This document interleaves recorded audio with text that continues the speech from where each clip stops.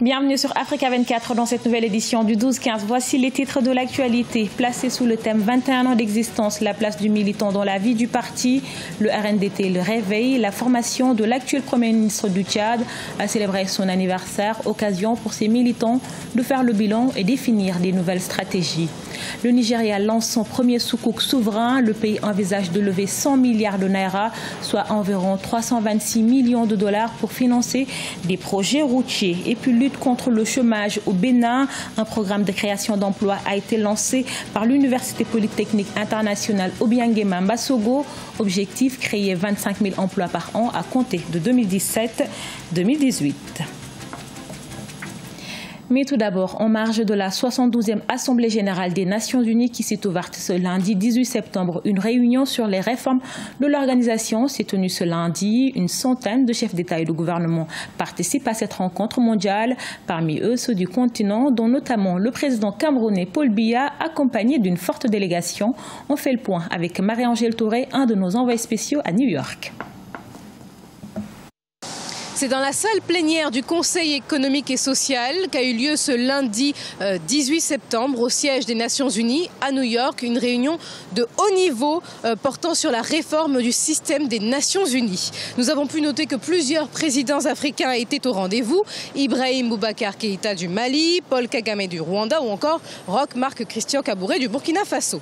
Une délégation composée notamment du directeur de cabinet civil Martin Bellinga Eboutou et du ministre des Relations extérieures, le jeune Mbela représentait quant à elle le Cameroun. Il faut préciser que cette réunion de haut niveau était présidée par le président américain Donald Trump qui milite pour cette réforme et pour que les charges soient mieux réparties entre les États membres. Ce dernier a ouvert les débats de la 72e Assemblée générale des Nations unies avec une initiative pour rendre l'organisation plus performante, plus efficace. Il estime, je cite, que ces dernières années, l'ONU n'a pas atteint son plein potentiel à cause de la bureaucratie, mais aussi à cause d'une mauvaise gestion qu'il dénonce.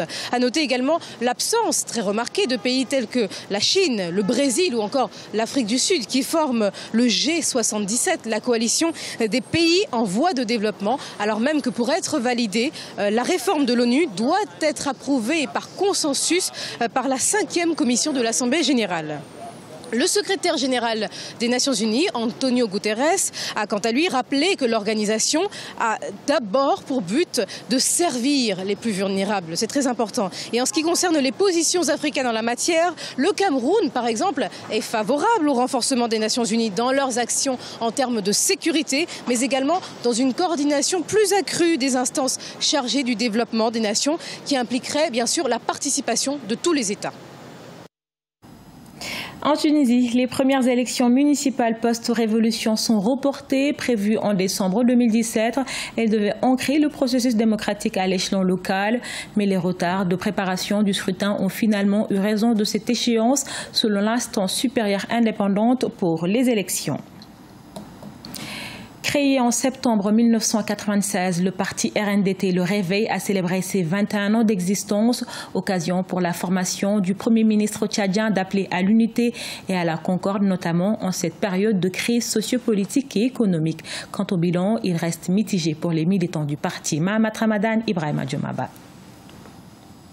Au Tchad, le parti du Rassemblement national des démocrates tchadiens, RNDT Le Réveil, de l'actuel Premier ministre Pahimi Padaké Albert, fête son 21e anniversaire cette semaine.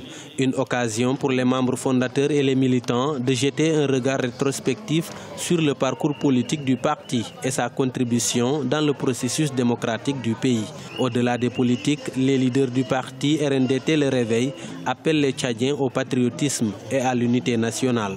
Nous avons, RNDT Le Réveil, notre part de responsabilité dans l'édification de la nation, la construction de l'unité nationale, la transcendance des clivages ethniques, régionaux. Nous devons contribuer pied à pied à la construction d'une nation qui fasse que le citoyen ne se sente pas obligé de se replier dans sa communauté tribale pour se sentir en sécurité.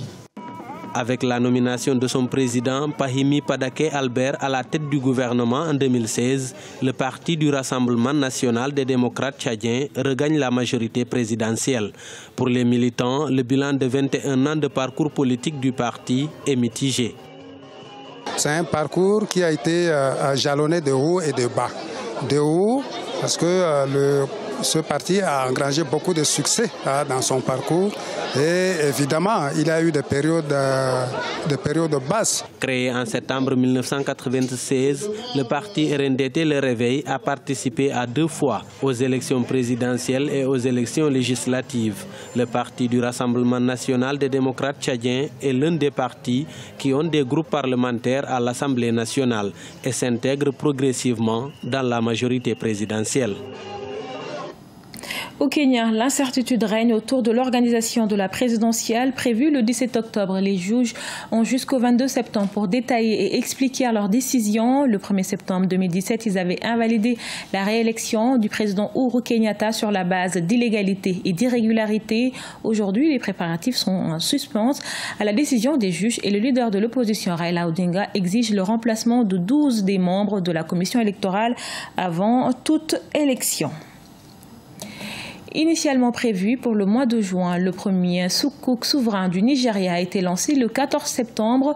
Le gouvernement fédéral envisage de lever 100 milliards de naira. Objectif, financer ses infrastructures routières. Ibrahima Djoumaba. Le gouvernement nigérian vient de lancer son premier soukouk souverain jeudi 14 septembre 2017 selon le Bureau de la gestion de la dette. Objectif, mobiliser sur le marché financier local 100 milliards de naira, soit environ 326 millions de dollars. L'opération est confiée à la First Bank et le gestionnaire de patrimoine islamique Lotus Capital à la Nigerian Stock Exchange.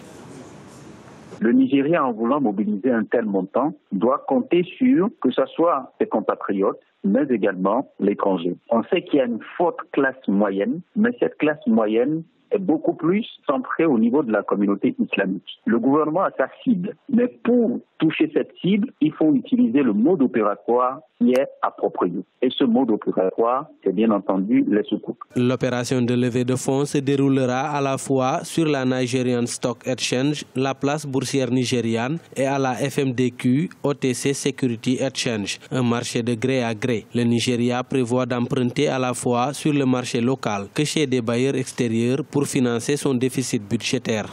Vous savez, quand quelque chose arrive comme ça au premier coup, on ne peut pas attendre et espérer tout de suite une opération réussie à 100%. Et je pense que le gouvernement nigérien est conscient du fait qu'il y aura des réticences parce que les gens n'étaient pas habitués à des obligations islamiques. Cet emprunt souverain de l'État fédéral nigérian connaîtra son épilogue le 20 septembre 2017. La baisse des prix du pétrole a réduit les recettes publiques de l'État et affaibli la monnaie locale, le naira. Avec près de 90 millions de musulmans recensés dans ce pays, le soukouk fait partie des plans du gouvernement fédéral visant à développer d'autres sources de financement.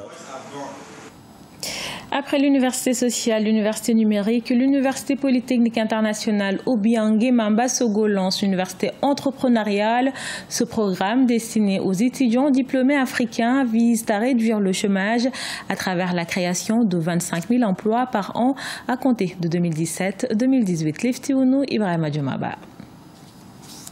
Au Bénin, l'Université polytechnique internationale Obiang-Nguema Mbasogo met en place un programme de création d'emplois à grande échelle en faveur des jeunes diplômés. Après 25 ans de formation des jeunes africains, l'UPONM déploie son plan de développement dénommé Emploi pour tous afin de contribuer à la réduction du chômage de ces diplômés. Ce programme de création d'emplois vient couronner le projet de formation pour tous piloté par l'UPONM sur une initiative de l'Ordre africain des grandes écoles et universités. Nous avions dit qu'on veut faire la desserte en fibre optique de nos sites universitaires. Nous l'avions fait à la visioconférence. Le cours dispensé aujourd'hui à Parakou est suivi en même temps à Cotonou, Porto-Novo et à Bomé. Non seulement ça, nous allons développer ce système que nous allons faire interconnexion. Toutes les écoles peuvent s'interconnecter aujourd'hui. Ce projet a suscité la participation d'environ 7000 étudiants africains de 14 nationalités. L'UPONM mise sur le capital confiance pour fédérer de nombreux autres instituts afin d'atteindre la création de 30 000 emplois par an. C'est ainsi que ce haut lieu du savoir a créé l'Agence coopérative universitaire pour la promotion de l'emploi, une agence qui favorise l'emploi des jeunes. Et ça m'amène à citer le général Mathieu Kékou qui dit « Comptons d'abord sur nos propres forces, nos propres moyens, nos propres initiatives créatrices. » Parce que, en disant cela, il y a de cela 50 ans, c'est politique. L'Université polytechnique internationale Obiangema Mbazogo propose la triologie formation, diplôme et emploi des jeunes, une réponse au fléau social qu'est le chômage des jeunes en Afrique. L'auto-emploi, la création des technologies de montage d'ordinateurs ou encore la création de la Banque africaine pour la solidarité et l'emploi des jeunes sont entre autres les divers pôles examinés par l'Agence coopérative universitaire pour la promotion de l'emploi. Rappelons que Valère Kakaï Glélé, promoteur de cette université polytechnique, est l'auteur de l'ouvrage « Concilier l'économique et le social », paru en mai 2017. Ce journal a été réalisé par l'ensemble de la rédaction. Nous vous remercions pour votre fidélité. Dans un instant, une nouvelle édition de l'actualité sur Africa 24.